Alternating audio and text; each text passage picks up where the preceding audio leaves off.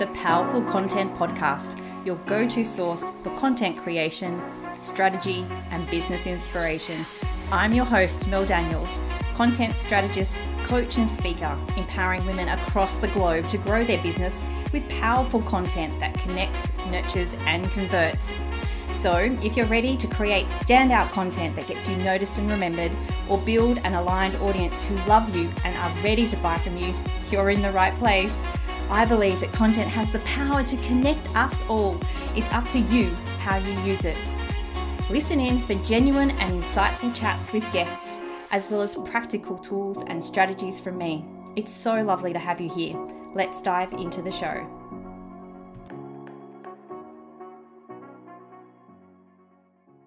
Hello, beautiful people, and welcome to episode 73 of the Powerful Content Podcast. Today, I have with me the lovely Alena Turley, founder of Soul Mama Hub, a blog and membership for women looking to thrive, live consciously, and nurture their family with informed and intuitive choices that are not only just good for their loved ones, but the planet as well. With a career spanning more than 30 years of experience in and out of the home in a wide variety of industries, Alena holds a heap of qualifications. Some of them include oral history, building, secondary education, filmmaking, have keto and permaculture design. My goodness, what a list.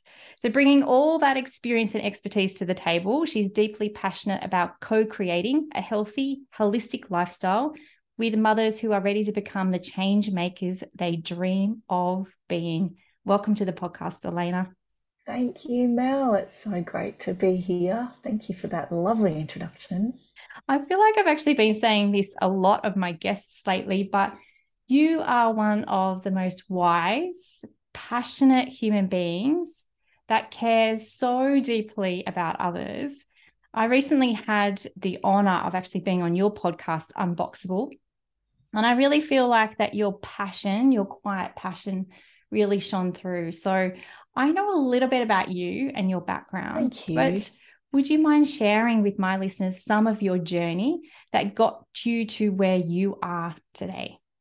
Yeah, for sure. I'm actually just writing down those gorgeous words you just used. Quiet passion. I love that. I do feel a bit seen by you, Mel, when we hang out. I think we see each other in a lovely way. And I guess just to give a little quick background, I was a person who grew up in Sydney and had a pretty great upbringing in a lot of ways and a very loving family around me. However, because of early life traumas around some separation between my parents, I had this kind of nugget ready to explode as I grew up of early life trauma. And I didn't really know what that was. I still am always learning about it. But what it did is it led me into a life that included some adversity. I experienced a period of addiction of about 12 years. I experienced domestic violence, family violence, PTSD resulting from a violent attack from someone I knew in my home. And then I went into a period of about 7 years of single parenthood and recovery, intense recovery and personal development. And at the worst, I was, homeless, addicted, recovering from violence. And at the best, I'm now running a business that is really focused on supporting women to move out of whatever has them stuck into whatever really excites them and whatever change they want to make in the world. And I live with my husband and my 3 kids and 1 dog on the northern beaches of Sydney after a whole lot of travel and change and a black belt in martial arts and lots of different things. So that's the nutshell version. I love it so much. And your whole business and your concept and your message is based around this term or idea of a soul mama. I would love to know, how do you describe what a soul mama is, and can anyone be one? Yeah, anyone can be one, as long as you'd like to. It's totally a willingness call. So to me, being a soul mama is kind of personal for everybody. But the key values, I guess, that underpin it, one of them is something I like to call custodianship. So I think when we become women who turn into mothers through matrescence, we often, and this can happen in other ways too, not only mothers, but women in general are faced with opportunities to grow and develop throughout their lives. And what I've noticed is that there comes a time where the daily grind or the daily kind of momentum, the modern world momentum, can feel a little shallow and a little hollow. And those are the times I think that we yearn for some depth and some meaning and some purpose, and maybe to get back in touch with parts of us that we feel disconnected from. And so a soul mama is a woman who is ready to reconnect. She is someone ready to step into that role as a custodian of their one precious life, as a custodian of their family, and as a custodian of the earth, of this planet. So I believe they're all connected, and that our ability to live in calibration with our authentic self then moves outward into looking after nature, which is kind of what we're part of and we sometimes forget we are. So that's sort of what it means to me. But on the day-to-day, it actually just is about health and well-being and connection to your own values. And how do you bring that into your everyday so that you don't just feel like you're on the kind of hamster wheel or, you know, Groundhog Day feeling. Yeah. And I know that so many women in particular do feel like that every day is the same as yesterday, and every coming day will be the same as today. And that feeling, I guess, of disconnection that you spoke about as well can really have an impact on the way that they show up in life and what they do for themselves as well. So if someone is feeling that disconnection or feeling like they're perhaps ready to step into something more, custodianship, is the word that you use, which I think is a beautiful word as well. What kinds of things can they do in order to do that? I know that's a really big question. Sure. Where can we start with that? So first of all, just to credit where credit's due, the word custodianship is something that I've learned from Aboriginal cultures in Australia. So Aboriginal cultures in Australia have a different relationship with land. We Westerners, we own the land. And my understanding, and it's a rudimentary understanding at best, is that in a lot of Aboriginal cultures, the land owns the people. It's the other way around. People are custodians of the land and carers. And I feel like in that sort of modality, the land is like our great mother. So if we don't feel connected to our great mother, we're getting a bit hippie here, which I like, then we feel a bit disconnected as mothers ourselves. So it's about connecting to that feminine kind of role of being connected with natural cycles and natural things. That said, I don't focus on that in my work because I feel like there's a lot of people that do that, and there's a lot out there on that, and I love it. And what I focus on in my work is actually a kind of set of values and actions, like practical actions. How can we bring these values into our life day to day?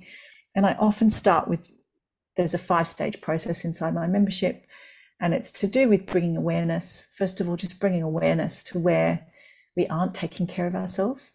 And that could be really simple. It could be, I need a drink of water, you know, or it could be more complex. My mental health is suffering and I need support to look at maintaining a better level of mental health. There's a lot of different personal levels of that. And then we would move into looking at connection. So how do I feel connected within myself? Do I have a daily practice of connecting to what my body is telling me and what my intuition is telling me? Do I have a daily practice? And those practices are wide and varied, again, very personal. There's a lot that you can do there. And some people will like yoga and other people will like walking in a park. It really depends what it is that you do or want to do or feel to do and who you are. And then I like to look at how we live in our homes and how we can actually start to do really simple things like composting or making more food for ourselves from scratch, or drinking fermented drinks, or whatever it might be for you. Again, it's quite personal. So I do a lot of bespoke guidance in these areas because it's so different for everybody. How can we have less waste coming out of our homes? And that brings us, immediately aligns us with the values that we're talking about here of being better carers of our environment. And then we move into, okay, what do I want to create in the world? How can I be really intentional? So we look at our values, we look at our productivity, we look at, are we abandoning certain dreams that are really important that just keep coming back, and we're not pursuing them because maybe we don't believe we can, or maybe we have a limiting belief around that about ourselves. What do we want to create in the world and how can we do that? And then we kind of look at purpose. What's our bigger purpose? How do we go out and become the change maker that we dream of being? I feel like every person feels a bit of a calling to make an impact in the world when you get down to it. And I think it's actually a basic human right to be able to live as who we are and to live our purpose, whatever that means to you. So then we get into that bigger stuff. How are we showing up in the world in these bigger ways? So that's the kind of process. Yeah, so you use the word impact then, and I'd love to explore this for a second if we could, Alena. And that is, sometimes people think that impact has to be this big, massive thing that we need to do. Do you think that it needs to be a big, massive thing that we need to do? I actually think that the biggest impact that we can possibly make is on ourselves in our day-to-day life. That's why I start there every time. I actually think that our small choices over time are far greater in influence than we believe or than we often give them credit for. So when I talk to people about this, I often say it's easy to think that we need to change everything all at once on a world stage to have an impact, but actually the real change happens one small choice at a time with gentle accountability to our bigger goals, So if we're able to think about, okay, how can I master myself? How can I master my day-to-day? And then bring in some gentle accountability, whatever that looks like. For the people that are in my membership, we give that to each other. We're in a community that fosters that. And then how can I focus on one thing at a time until I can take it to its natural fruition and then move on to another thing? Because often we can get so caught up in all the things we need to do, or I've got to go and be a member of the UN and, help 30 million refugees. Like, you start with, okay, what have I got in my hands right now? What's right here now? So I'm a blogger. I can write an article about a local charity. I can go and volunteer at the Asylum Seeker Centre. I can donate $20, like whatever it is for you, just do something and start with where you're at and start to sort of exercise the muscle and start to feel what it feels like to have an impact in the way you wish to. So that's kind of the way I think about impact. And I do think it's tied in. It's tied in with income. It's tied in with your family. It's tied in with what you're able to do in a day and your energy, how you use your energy. So there's a lot of levels to that, but that's kind of how I think about it. And so from a business perspective, Alena, what does being impact driven mean, or what does it look like to be impact driven in business? I'll speak personally here, I guess, because I don't want to speak for anyone else. But the way that I look at it is that if I make impact a goal, then I filter everything through that lens. So I look at, okay, what is the impact of making this choice on my family, on my bank balance, on my community, on the people I serve? Like, I think through that lens. So if I set a goal, for example, I watched a film recently called The Swimmers, fantastic film, about two women who were refugees and went on to compete in the Rio Olympics. One of them went on to compete, and she was in the refugee team. And it's an amazing story, but it did get me thinking about, my grandparents were refugees, so it got me thinking about my own genetic heritage and how I would like to do more in that area. So immediately that plants a seed of, there is a very deep, authentic part of me that needs to make a difference in that arena. So I will contact the Asylum Seeker Centre and I will see what I can do. I've done collections before in this local area, and I just contact them and say, what can I do? And they say, well, you could do this, this, or this. It can be really simple. As a business owner, if you have a degree of income, but not much time, you can set up a regular donation. You can partner with organizations. You can spread the word as a partner of an organization that makes a difference that you believe in. And I think that's actually becoming really crucial. I know that I look for that now with service providers or products. I look for it because I'm looking with that lens. I think it can be such a crucial part of business, and it doesn't have to be onerous or too hard basket. It can be simple, but it could just be that you decide that your business will not impact negatively on your family, that you will design your business in such a way that it fits within a certain number of hours in a week, and then you offer the rest of that time to your family. So it's really very personal. So many different options there, and so many different ways to look at what an impact driven business could actually look like. I feel as though, Alena, that there is a lot of deep thinking around this, understanding a lot about that vision and that purpose that you were talking about. How can you actually be intentional with what you're doing in Yeah. order to make a change and a difference with, however small or however big it may be, Yeah. depending on what time, energy, and resources you have available to you. But that process of being a deep thinker and caring deeply about others and our environment, can that have a consequence on our lives somehow? Absolutely. I think you're touching on something so important. A lot of us, under the pressures of the world, quite naturally are shut down. We are overwhelmed. And a lot of women in business can find themselves in a position where, as much as they dream or yearn for this on some level, it's too much. It's just too much to do and too much to think about. And I would say that's really natural and typical and nothing to be guilty about. And just the way our world is kind of set up, which is that we should be always striving for measurable success, whether it be financial or how we appear or superficial levels of success. And what I would say is that that is all good and keep going as long as you want down that lane. But there may come a time where you feel sort of the rumblings of something deeper. And that's really where I like to work, because I feel like that is a massive opportunity for people to bring in a kind of a depth and I guess an experience that is different of life, and when we do that, we model that for our children or for our communities or for our friends and family in a way that is unparalleled.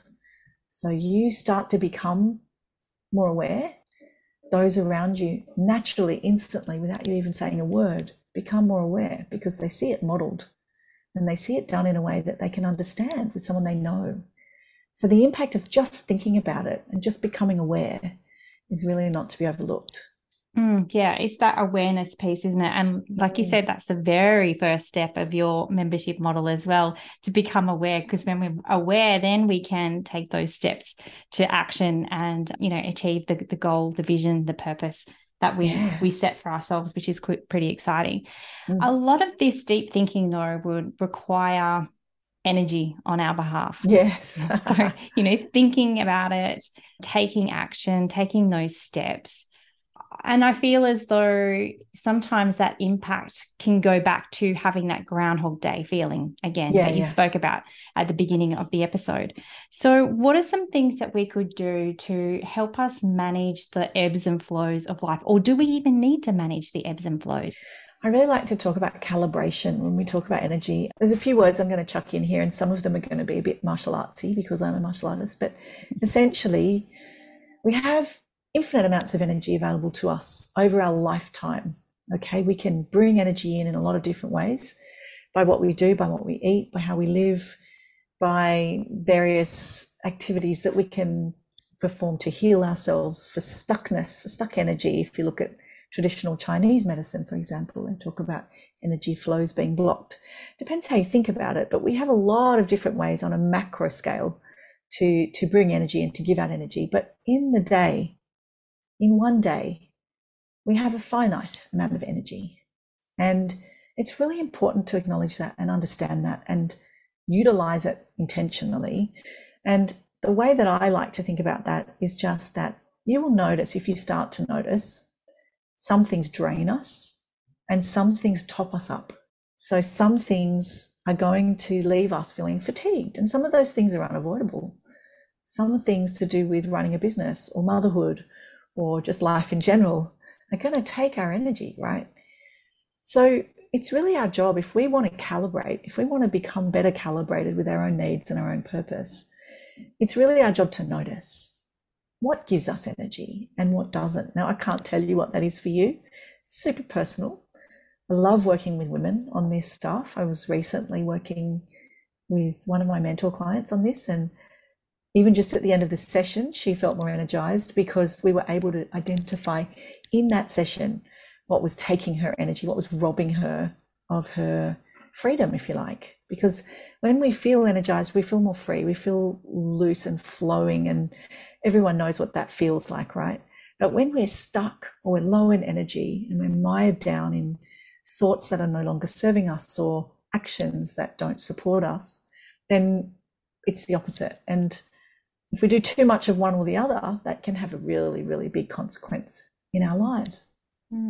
So how can we begin to discover, Alena, those things that top us up and those things that deplete us? Is it just around the awareness piece? I think we get a lot more information than we realize from our bodies. So actually becoming clear of how we're breathing, how we're moving, how our face feels, how our body feels. If I'm holding my shoulders up here, that tells me I'm tense, I'm worried about something. And even the way I'm thinking can give me cues. So like today I'm quite tired, right? So for example, I was at the school gate, was dropping off my son. I made a comment to the deputy principal. She was kind of busy and she kind of blew it off. And I instantly went, oh, that was a bit odd. Was that something I did? Now, immediately, if I think it's because of something I did, that tells me I'm tired. That's my cue. If I turn an awkward moment onto myself and question myself and make it about me, that's a big sign to me that I'm feeling tired. I've learned that. So I went, oh, that's right, I'm tired. I didn't sleep well last night. She's just busy, So that's a moment that had I not been aware of the way I work and the way my thinking works and the way my body works, I would have thought about that for the rest of the day. I would have been worried about it, I mean, it's a poor example, but it's a real example from today. And I think it's that thing about watching the way that we respond to the world, having a part of us that is separate, that observes, that sort of Buddhist detached self that can see and feel things just one step to the side and see the differences, see the ebbs and flows and feel them and respond to them. So I know today I need to have a restful afternoon. I know that doing anything really hard today would probably be a bad choice. So those are the ways that I become aware and then practice that awareness. It's not just about noticing, it's about then making choices based on that noticing.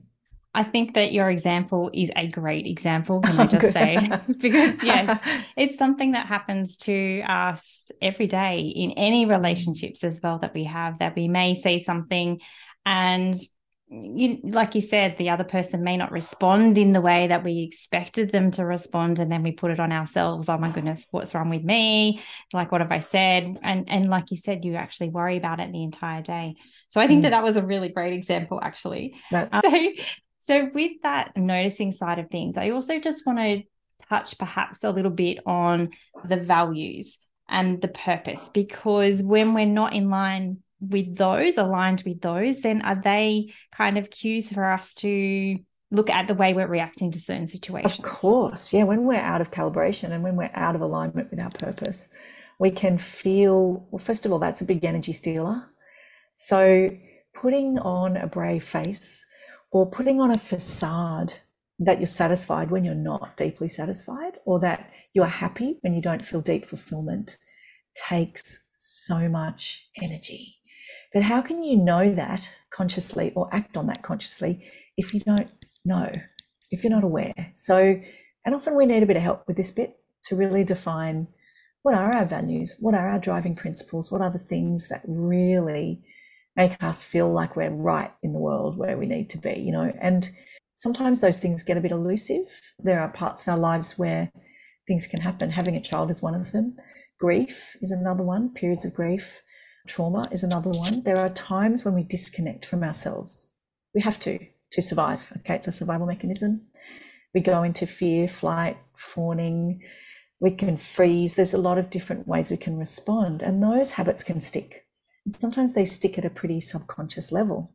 And even the happiest of people could have some of this going on beneath the surface, really outdated modes of operating that stick around. And psychologists can help with this often. Different forms of psychology will often delve into this.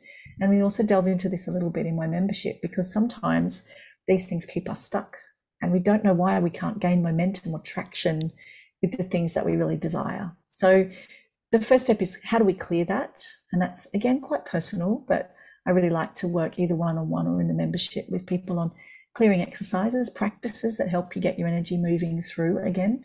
And also just the ability to actually go, all right, this isn't working. I'm going to call it, and accepting that something isn't right. It doesn't mean there's anything wrong with you. It just doesn't work. It doesn't feel right. It isn't bang on what you want it to be. that takes a bit of courage. We sometimes need to develop some courage to face that and then take actions accordingly. Again, sometimes we need a bit of help with that too. So a lot of it is about connecting within and in between. How do we connect inside ourselves with what is and isn't working? And also, how do we connect with those around us that can support us and offer us guidance? Yeah, so important, that connection piece, and getting guidance as well when you feel like you are so stuck. Yeah, 100%. So I just want to ask you one last question before we finish up here. You talk about a term called depletion. Can you talk to us for a moment about what that is? Because I know that you have an amazing resource that can help people with this as well. Thanks. So the word depletion I find really useful for particularly women who are navigating a period of high demand, whether it be business or motherhood. I usually work with mothers, but I find this often applies to women in business as well. And I first came across the use of that word in this context with a Dr. Oscar Saralat, who is a postnatal depletion specialist. But postnatal actually can be up to 10 years and beyond post-birth when it comes to depletion for lots of different reasons. So for mothers specifically, depletion shows up in a lot of ways. It can be a sense of hypervigilance or worry stories just not going away. It can be a sense of fatigue and literally feeling depleted at all times and never quite getting that sort of energy or zest back that you think you're waiting to get back and it doesn't come back. And it can just be a general kind of sense of disconnectedness and I feel a bit lost and I feel a bit stuck. And even when I'm around my family, I'm not feeling the depths of my joy, you know, I'm just feeling a little bit meh. And it's different to depression. That's quite a different thing. But depletion is just this kind of ongoing Groundhog Day feeling. Yeah. And I know that so many women definitely do feel that, don't they? That's something that they do experience. So I'll make sure that I put the link to that particular resource inside the show notes. And before we finish up today, Alena, I love to ask all of my guests this. Love it when women own and use their superpowers. So what do you think is your superpower? Well, I think based on what you said before, it's a quiet passion for helping mothers become the change makers they dream of being. But I often get told that, first of all, I get every single day that I have a voice that creates a calming space. And so creating a safe and supportive space and just giving people a chance to feel calm is one thing I definitely do. And I guess it ties in then that I often am able to say what needs to be said at the right time. Okay, Alena, before we finish up today, I would love to know, do you have any final parting words of wisdom for my listeners? Absolutely. I would really just like to leave you with the thought, and I'm sure your listeners are as gorgeous as you are, Mel, that we each have a really special nugget of something for the world. And sometimes we know what it is, sometimes we don't, but we often need just a little bit of support to stay on it, to stay true to it. And that doesn't mean there's something wrong with us. It doesn't mean that we're failing at it. It just means that we all need each other. We all need communities or people to help us stay with it. And that's the thing that I'm probably the most passionate about. And the thing that I really believe is every single person's right to feel like that. Yeah. And I know that you do that so beautifully as well through your membership and one-on-one. So we'll make sure that we add those links into the show notes as well. Alena, thank you so much, so much for coming on the podcast today and sharing your wisdom with my listeners. I truly appreciate you being here. Thank you, Mel. Thank you so much for having me. It's been a pleasure. Thanks so much for listening. That's it for another week.